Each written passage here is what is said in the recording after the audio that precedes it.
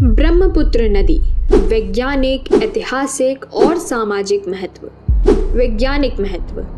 ब्रह्मपुत्र नदी भारत की प्रमुख नदियों में से एक है जो तिब्बत के मानसरोवर झील के पास से उत्पन्न होती है और अरुणाचल प्रदेश, असम तथा बांग्लादेश से होकर बहती है।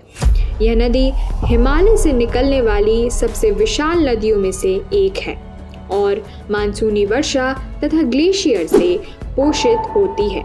ब्रह्मपुत्र नदी एक अनूठी नदी है क्योंकि यह पुरुषवाची नदी के रूप में जानी जाती है।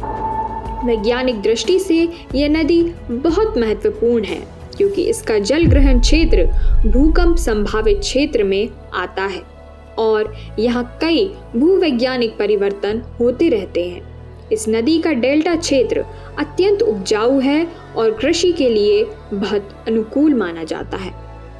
ऐतिहासिक महत्व। ब्रह्मपुत्र नदी का उल्लेख प्राचीन ग्रंथों और पौराणिक कथाओं में मिलता है। इसे हिंदू धर्म में पवित्र माना जाता है और इसके तट पर कई मंदिर तथा धार्मिक स्थल स्थित हैं। ऐतिहासिक रूप से यह नदी व्यापार और संचार का प्रमुख माध्यम रही है। अहोम राजवंश, मुगलों और ब्रिटिश शासन के दौरान भी इस नदी का विशेष महत्व था।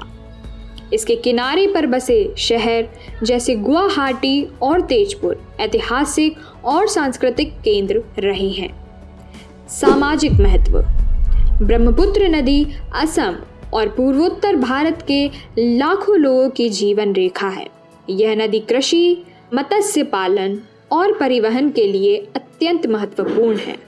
यह विभिन्न जनजातियों और संस्कृतियों को आपस में जोड़ती है, लेकिन यह नदी हर साल भीषण बाढ़ भी लाती है जिससे हजारों लोगों को नुकसान होता है। इसे नियंत्रित करने के लिए सरकार कई परियोजनाएं चला रही हैं। नदी के संरक्षण और सतत विकास के लिए कई सामाजिक आंदोलन भी चलाए जा रहे हैं।